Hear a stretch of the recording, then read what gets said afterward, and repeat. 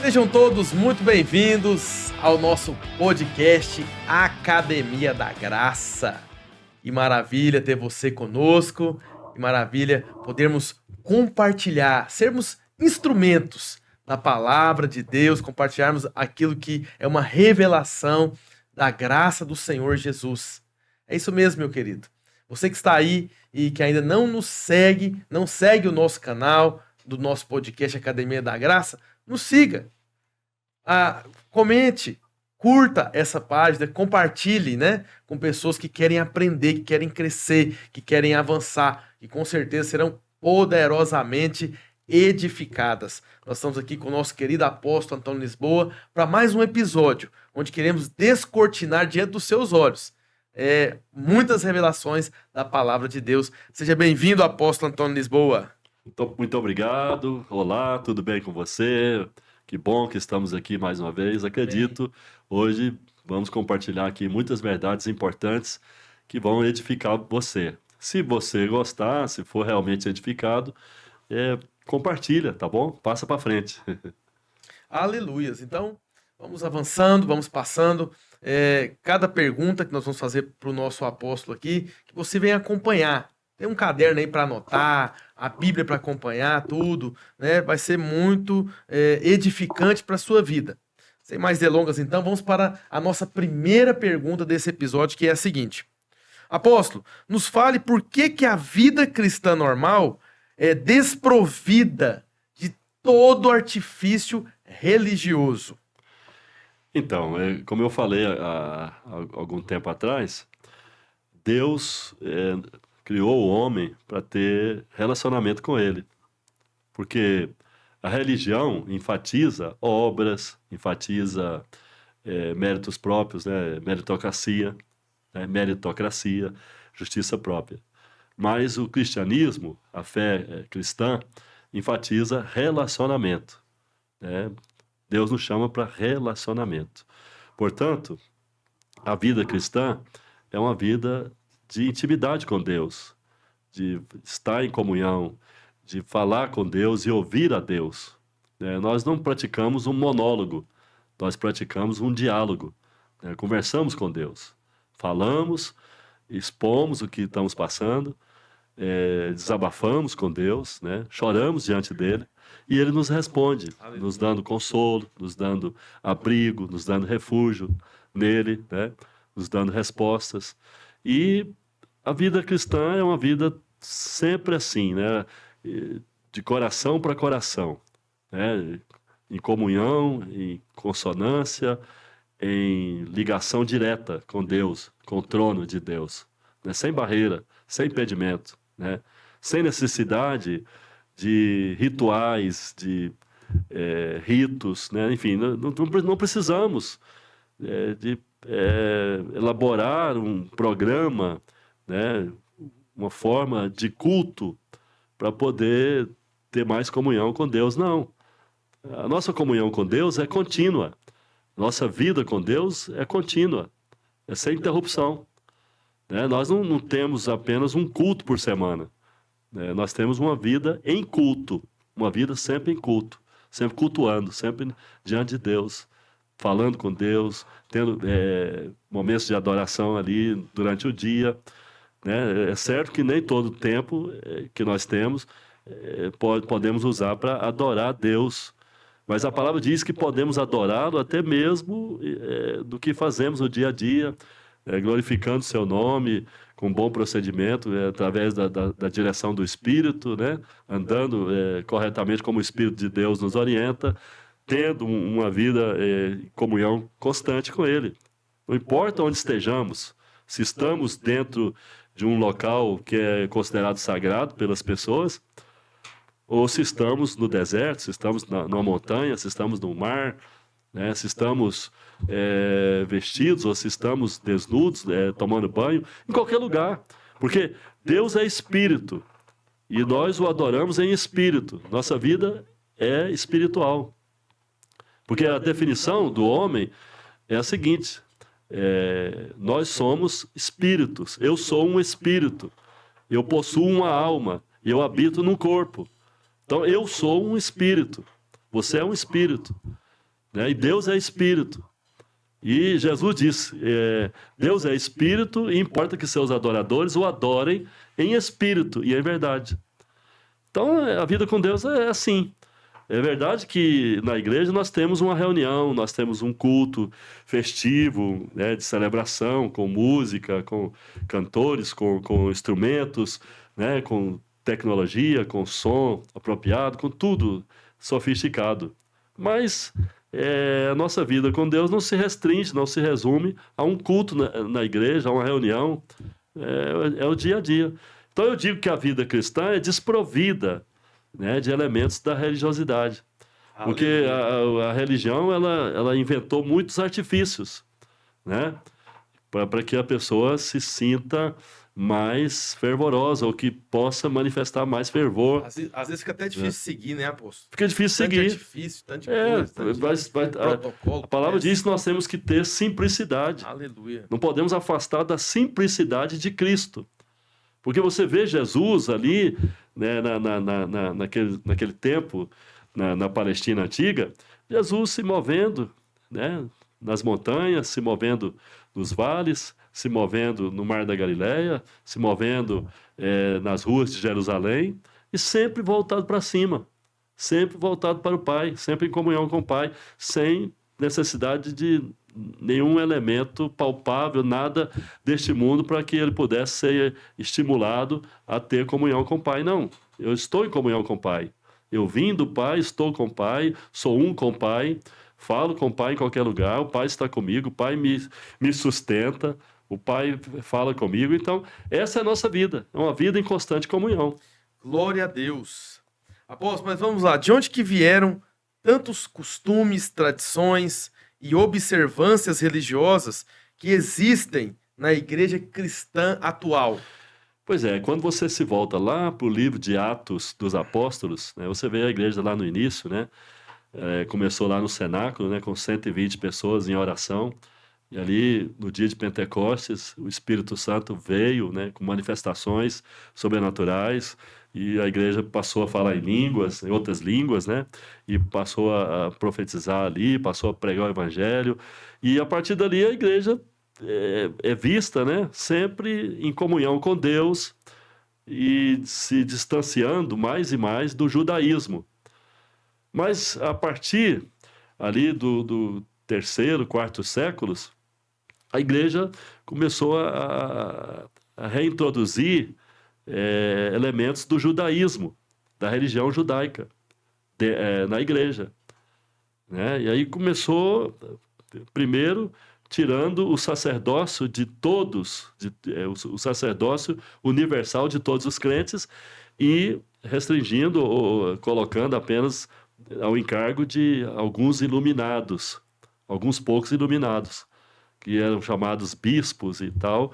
E aí começou ali o sistema clerical, que mais à frente, né, desembocou no sistema papal, no sistema romano, né, da Igreja Católica Romana. Sim. E então vários elementos do judaísmo foram introduzidos na igreja, e posso até dizer para você, com toda segurança, que elementos da bruxaria, do espiritismo, foram introduzidos também na igreja. E ainda hoje nós temos isso na igreja. Por conta da religião. Por conta da religião, heranças da religião, que estão dentro da igreja. O Espírito Santo está procurando tirar a igreja da religião, do religiosismo. Mas o diabo procura levar a igreja para o religiosismo. Fundar cada vez mais. Para que ela não tenha o entendimento, para que ela não entenda a sua vocação, para que ela não entenda sua verdadeira intimidade, sua comunhão com Deus, para que não venha ter intimidade com Deus. E assim possa estar sempre destoando da vontade de Deus, do evangelho puro, e assim a igreja vai se corrompendo. Entende? Então, vários elementos, né, vários ritos e práticas, observâncias, foram introduzidos na igreja evangélica no decorrer do tempo. No século XVI, nós tivemos a chamada Reforma Protestante, né, que foi ali capitaneada por Martim Lutero, João Calvino, Zwinglio, Savonarola e tantos outros reformistas, reformadores, né? Mas a reforma que visava levar a igreja de volta à Bíblia e à sua originalidade, ela não conseguiu fazer a faxina e tirar da igreja os elementos da religião, e a igreja continuou, né, com muitos elementos, principalmente da igreja romana, da igreja católica romana. E ainda hoje nós temos quem pensa que o local onde nós reunimos é o templo de Deus. O lugar sagrado é onde nós reunimos. O altar. Ali dentro tem um altar. E tudo isso vem da onde? Da igreja católica romana, que conserva isso até hoje. Você vai ali numa catedral, ali é o lugar sagrado, ali é a casa de Deus. Então, mas também tem evangélico que pensa assim, olha, ali é a casa de Deus. Você não pode tomar um suco, um refrigerante dentro da casa de Deus. Você não pode dançar dentro da casa de Deus. Né? Eu estou falando dançar aqui no sentido de expressar louvor a Deus, né? Através de dança, né? Sim. Não é que se vai fazer um baile dentro do prédio da igreja, né? Mas as pessoas pensam que o prédio da igreja é o templo, que aquele lugar onde o pastor prega é o altar sagrado, né? O que é o templo e o altar hoje, apóstolo? Pois é, o templo e o altar somos nós. Onde está o altar de Deus? Está dentro de mim. Aleluia. Onde o Senhor se manifesta. Onde Ele está presente. É o altar, né, aqui, ó, dentro de mim, dentro de cada cristão. O templo, cada um de nós é o templo. Paulo fala, vocês não sabem que são o templo, que vocês sois templos do Espírito Santo, Aleluia. que Ele habita em vós? Então, somos o templo, os templos, né, de Deus, que Ele tem vários templos hoje em dia, né?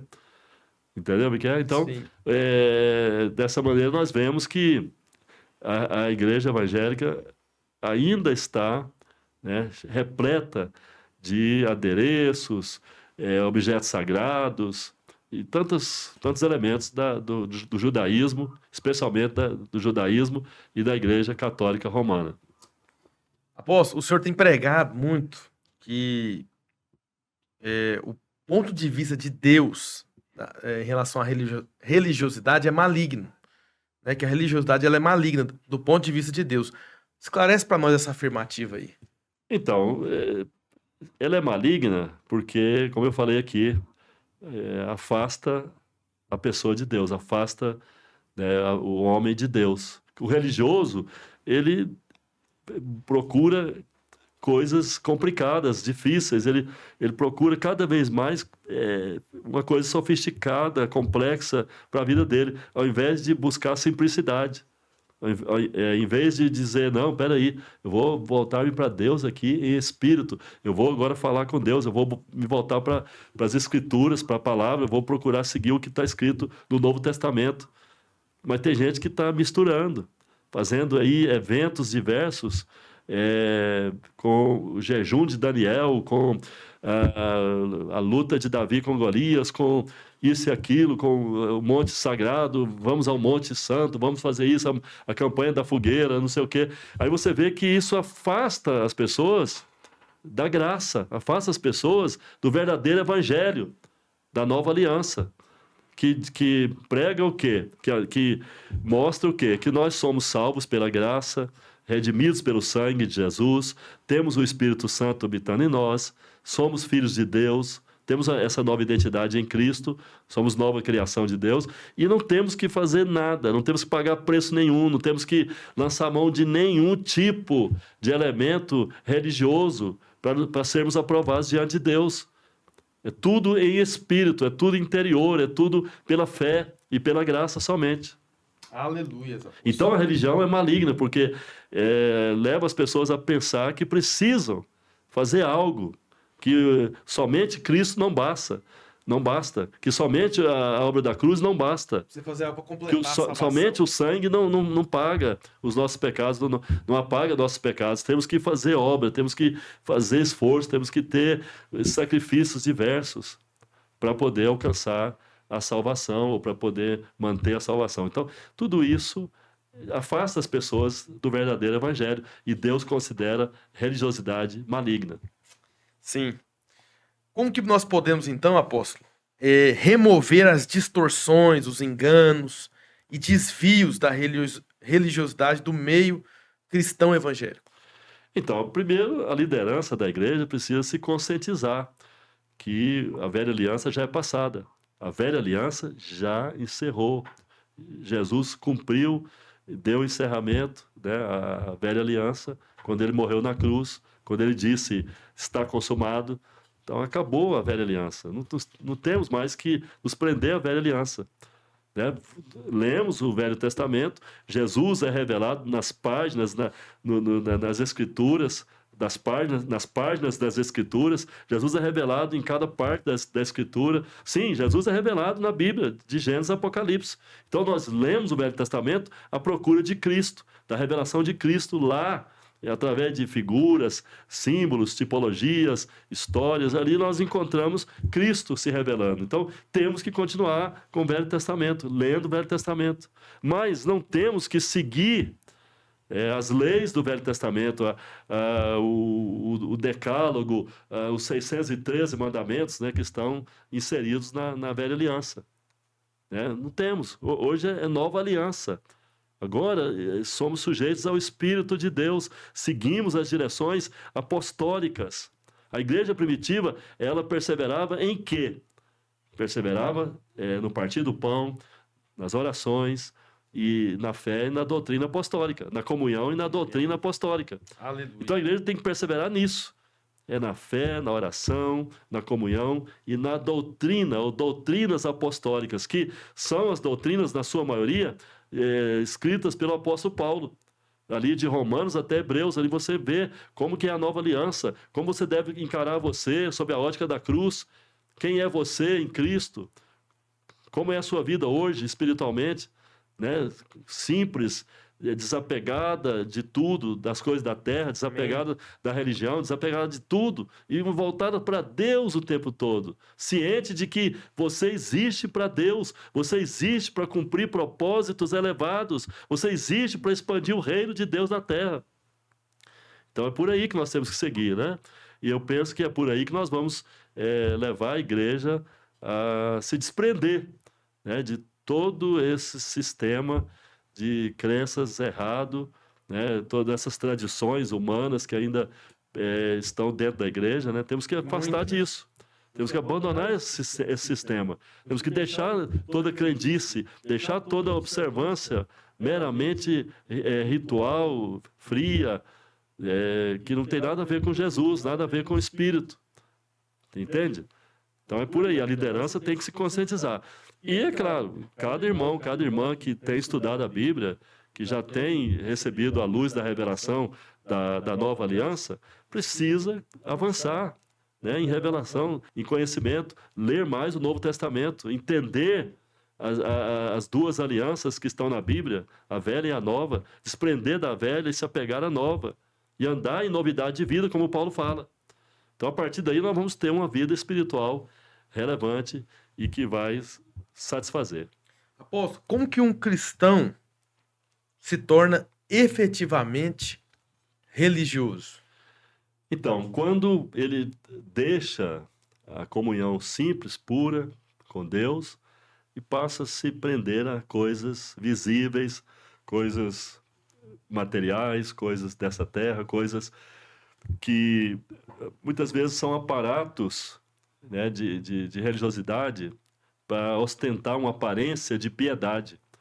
Porque você vê, por exemplo, os fariseus, eles não queriam apenas se mostrar mais espirituais, eles queriam se mostrar mais piedosos.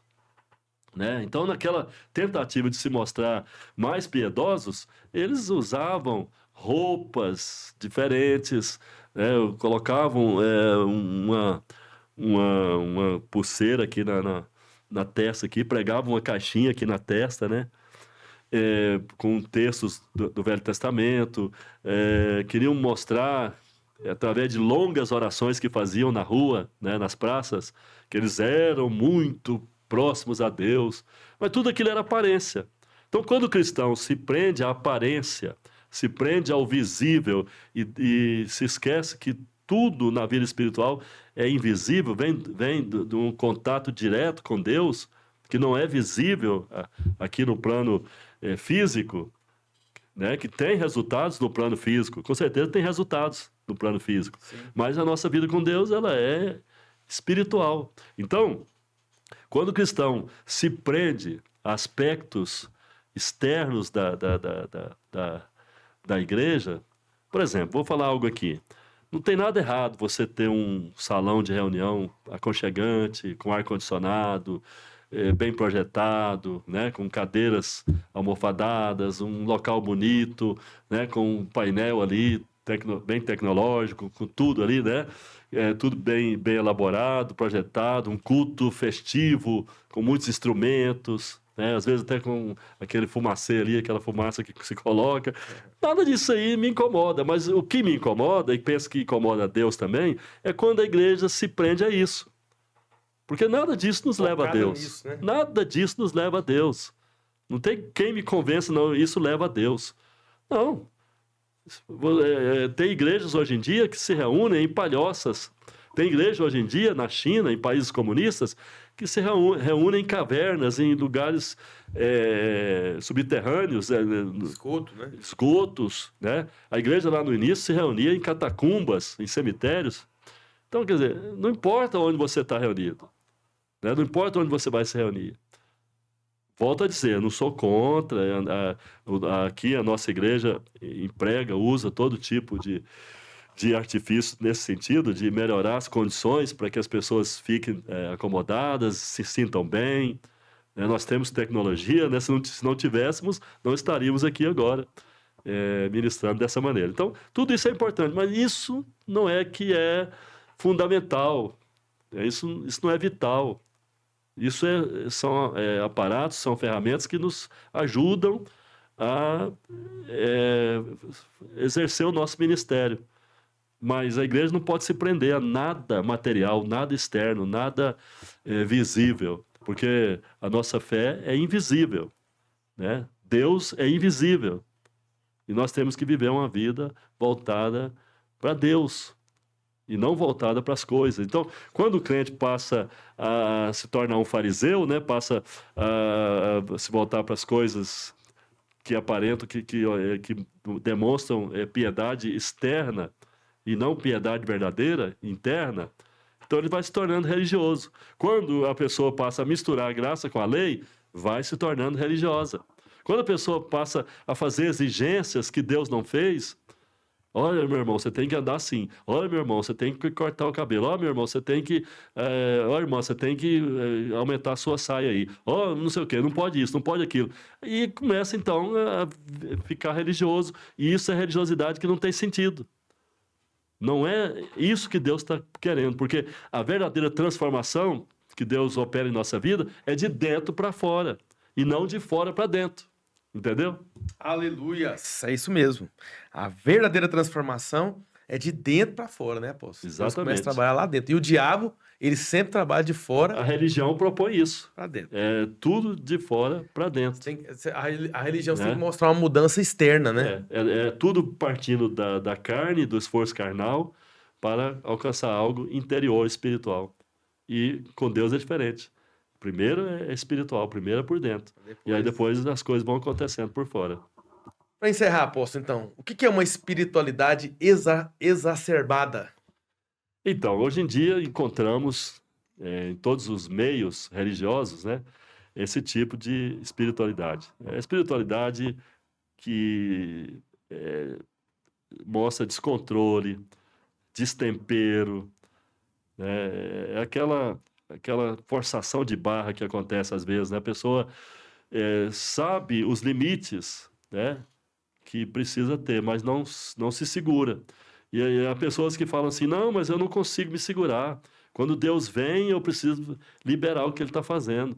Paulo nos ensina lá em Romanos, ou melhor, lá em 1 Coríntios, ele fala no capítulo 12 e depois 14, ele fala sobre algumas coisas que regulam, alguns procedimentos que são importantes para regular a ordem do culto e dos dons espirituais. Paulo diz, olha, todos podem profetizar, mas um após o outro. Quando Paulo fala isso, que todos podem profetizar um após o outro, Quando ele fala assim, olha, se alguém está falando em línguas e outro começa a profetizar, cale-se o primeiro. Quando ele fala isso, ele mostra o quê? Que a nossa espiritualidade tem que ser regulada, tem que ser equilibrada, temperada. Ele está mostrando que não procede, o que muita gente fala hoje em dia, que não se pode controlar a ação do Espírito nesse sentido de conceder o que ele nos concede. Na verdade, o Espírito Santo ele é Deus, né? Então ele concede, ele é soberano. Ele vem e concede o que ele quer para nós. Na medida que nós vamos mostrando a fé, Paulo fala que nós podemos até buscar os melhores dons. Deus nos dá a liberdade, né, de buscar e manifestar, enfim. Mas quando o Espírito concede, ele nos dá a liberdade, né, de entregar aquilo ou não, de manifestar aquilo ou não. Quando a pessoa diz, não tenho controle, aí ela manifesta uma espiritualidade exacerbada, destemperada. Então Deus nos quer espirituais, mas com racionalidade. Por isso que Paulo fala que o verdadeiro culto a Deus é racional. Então nós temos que entender, entendeu? Estamos numa reunião. De repente, Deus traz uma palavra de profecia, entrega uma profecia para alguém. Ok. Se a profecia não está vindo do púlpito, porque também ali na pregação, onde eu estou ali ministrando, eu sou profeta. Todo pregador que está falando da parte de Deus é um profeta de Deus. Então, se não está vindo dali, se vem uma manifestação ali no espírito de alguém que Deus quer que entregue aquilo, ok, ele pode profetizar. Depois que ele profetizou, tem outro que quer entregar a profecia? Pode entregar. Mas falar assim, não, eu tenho que entregar junto com ele, ou então eu tenho que falar junto com ele e tal. Não, isso aí já é uma exacerbação. Você está extrapolando o limite. E nós temos condição, sim. Deus nos dá, a palavra diz que o espírito do profeta está sujeito a ele. Ele pode, sim, controlar a hora que vai falar, a hora que não vai falar. E em todo sentido, né? Nós precisamos ter uma espiritualidade racional, entendendo que nós somos espirituais, mas somos também racionais. Aleluia! Com essas palavras, então, estamos encerrando aqui mais um podcast Academia da Graça, mais um episódio onde nós aprendemos muito sobre esse tema religião, a religiosidade, né? Então você que sabe quem precisa aprender sobre isso, compartilha, sabe? Se inscreva aí no nosso canal, curta, comente e siga também o nosso querido apóstolo Antônio Lisboa nas redes sociais. AP Antônio Lisboa. Siga nas redes sociais, acompanhe, seja edificado, aprenda muito mais da palavra do Senhor. Você falou aí do Instagram, né? Isso. AP Antônio Lisboa, AP Antônio Lisboa. Todo dia eu deixo ali uma reflexão. Todo dia tem uma reflexão no Instagram. E no Facebook. No Facebook. Né? Tá certo? E também no TikTok, Exato. Tá bom? Então nos siga. São 3 redes para você, né, estar se inteirando, recebendo. Fique por dentro de tudo, tá ok? Que a graça do Senhor seja multiplicada na sua vida.